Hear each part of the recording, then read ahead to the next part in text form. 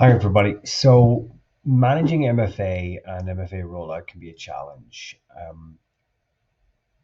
Keeping on top of MFA with your client tenants, monitoring for deviations, and also taking into account that different tenants will use different types of MFA enforcement. So, for example, some tenants you may choose to have security defaults, which will blanket MFA across everybody.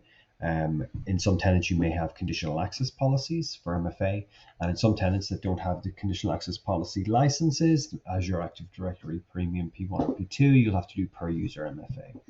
So in Octiga, we take these into account and analyze MFA from a risk perspective. I'll show you what that can mean. So on this particular tenant, in my tenant baselines, I have one of our new conditional access policies. And in the template, we've said that all users must be included in this policy, but we can exclude some users.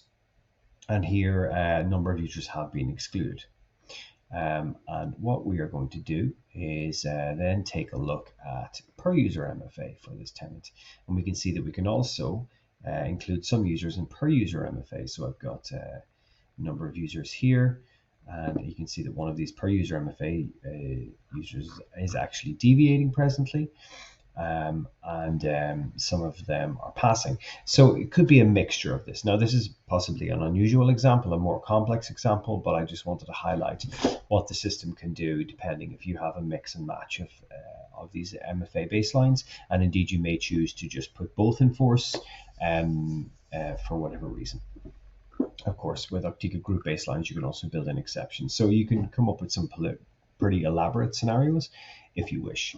And in our MFA account risks, it will be evaluated. So we can see here under the MFA risk, we can see that monitoring is currently on. Monitored users 20 of 20.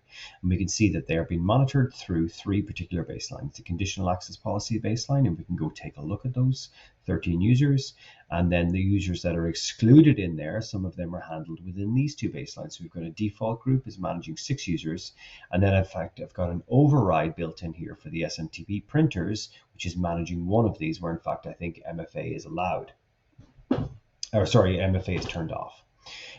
So down here, we have the evaluation of this. And we can see here that we've got 5 users that are currently not meeting the criteria that we wanted. So we can see here that these 5 users are either disabled or not enrolled for MFA. And we can see the explanation here as to the risk. So managed by MFA conditional access policy. That's what that blue arrow means. It means it's been managed by a baseline.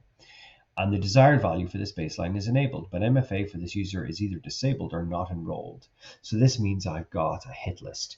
I can create a export of a CSV, and through that CSV, I can pick the names of the people, send it on to the client and say, these are the users that don't have MFA, let's get them enrolled. Because even if we are asking for MFA to be turned on, these users have actually not gone and enrolled in MFA.